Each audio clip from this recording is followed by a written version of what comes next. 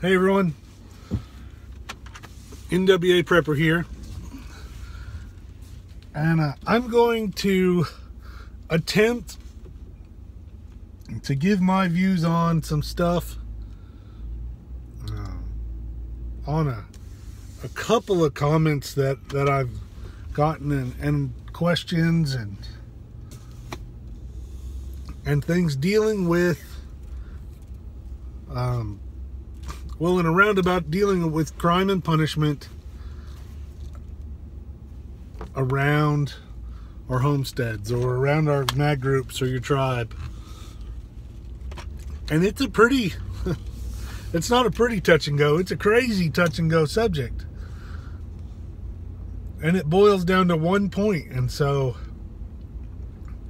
the question is, what are my thoughts on how to deal with crime? And that's all right. Just go, forget the traffic law. Just do whatever you want. Sorry. Woo. So about crime and punishment after the balloon goes up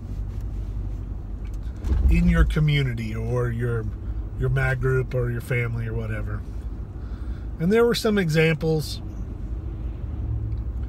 theft, murder, rape. I mean, you know, there were some pretty big crimes that today we have law enforcement and the court system to take care of that for us. And whether you like police or not, you like them there when you want them. You don't like them writing you a speeding ticket, but you sure like them there when somebody's breaking into your home. And we're not going to kill everybody as soon as we see them. That's equally wrong in my opinion. I'm certainly not saying there's not a time for it. The Bible says there's a time and place for everything. Anyway, so back to the point of, you know, if someone does a crime or commits a crime in your group, well, I think there needs to be, just like there is now, there are set rules, set expectations, and set punishments for said crimes that exist. They're already down in paper.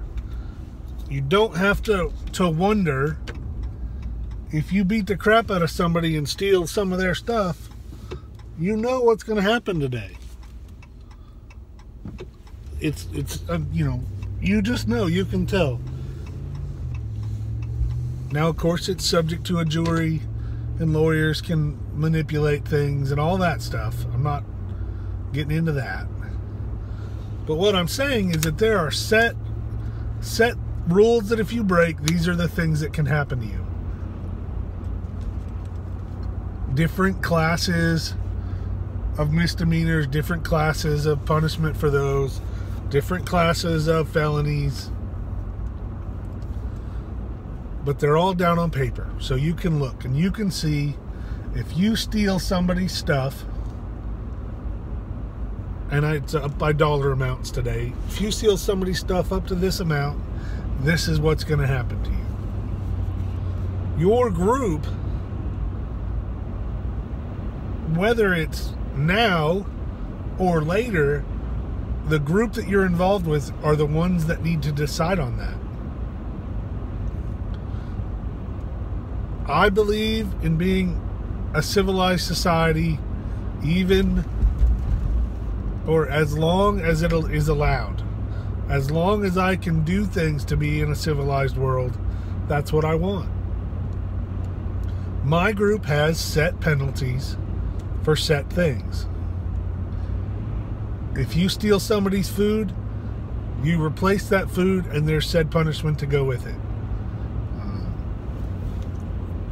There's no reason for that in my group, but that doesn't say it's not going to happen. The more serious crimes have more serious punishments. And those punishments are, for my group, aren't things that I'm going to talk about. I'm going to talk about some of the things we discussed while we got to whatever our group punishments are. And I'm going to give you some thoughts from other groups and things. I do not mind one bit in life stopping a crime, preventing a crime, investigating a crime, and bringing said criminal, bringing them to justice.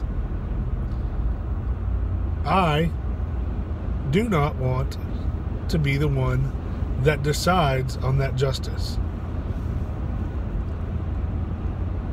Will I carry out the justice as needed? As needed. I have a heart that leads my mind and my body, and in my heart there are things that I don't agree with. There are, everyone should be that way. Anyone, sorry about the glare, anyone who says hang them all, kill them all, let God sort them out, thanks for stopping by. Find another channel, because I don't think that's the solution. There are times, hands down, from even today, there are crimes that I believe there is no appropriate punishment to correct your behavior. If you kill somebody in cold blood, premeditative, I'm going to kill them to steal their stuff, I got bad news for you. I think the ultimate punishment. I'm also prepared to stand in front of my Lord and say, Father, this is what I believe was the only recourse, and take whatever punishment I get. That's not true for everybody. But I'm not willing to say that if somebody finds one of my caches or my supplies because their children are hungry and takes my food, I don't know how I'm going to react to that. I can tell you now, all my eggs aren't in one basket. So nobody's going to break into my hen house and take all my eggs. They may take the big ones that I like, but they're not getting them all. A hungry person, a starving parent with starving children will do terrible things, will do whatever's necessary to provide for their family. I will do whatever's necessary to provide for my children and my wife. Whatever's necessary. Can I hold somebody else to a harsher thing because their children went to bed with an empty stomach again and they found food? I don't know. The great thing is, in my group, I am not the person that has to decide that. You need to find your weaknesses, find your strengths, find people in your group that you agree with on every level, or on enough levels that matter, such as right and wrong, your spiritual lives, and the way things need to be run, so that it's not an issue. And if it's an issue, you've already discussed it. You know what everyone's feeling is on this. You've had these hard discussions today, so when they happen, there doesn't need to be deliberation or discussion. It can be fact-finding, and you find out this, and this truly are the cases. This is what we've decided beforehand is the way that we're going to handle that. And then handle it. I have a personal issue with, if you exile someone from your stuff, from your home or your community, and they don't have means to take care of themselves, they're going to find other people and tell them where the stuff is. That's just how that's going to work. That's a lot to think about. There are a lot of lesser crimes that I don't believe have crazy punishments. You get an extra cup of beans at dinner. If it's not habitual, then it's, you know, I don't know. It's so hard, guys. This is literally going to be some of the hardest moments of your group. The hardest decisions that you have to make as a tribe.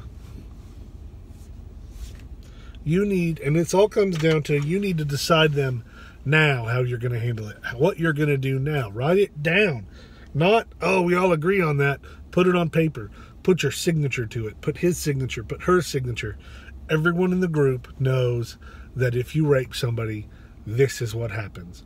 If you steal somebody's beans, this is what happens. If you hurt somebody, this is what happens.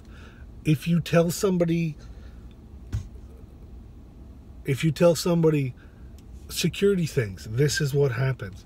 These are the recourses for this. You know, but you got to put more thought into it than just big crimes, because there's lots of little crimes too. You know, what if you don't share something you've agreed to share? What, you know, and that's hard too. I guess this video has probably been no help other than to tell you that whatever group you're in, you need to have those hard discussions now. You need to have them 100% with everyone in a clear mind. Don't have any adult beverages before you have this conversation. Maybe continue it later, because that's when you really feel when people open up. Be ready to be angry with each other. Be ready to argue. Be ready to not like each other for a little while. I mean, you need to do that. You need to have those discussions, but that's why you need to have the same beliefs. I don't know if you guys have seen me hold this up before. This is the Holy Bible. It's a little dirty. I got kid things in it. I use it a lot. Got a little thing my son made me, several. Well, when they gave me this book, he made me that bookmark. You need to use it. You need to use it. I like this Bible, and I'll tell you about it in another video. Use the Bible. Use your community. Discuss it. Make plans now. Put it on paper, so when things happen, you've already made those decisions. It sucks, but you need to do it. Let's get ready.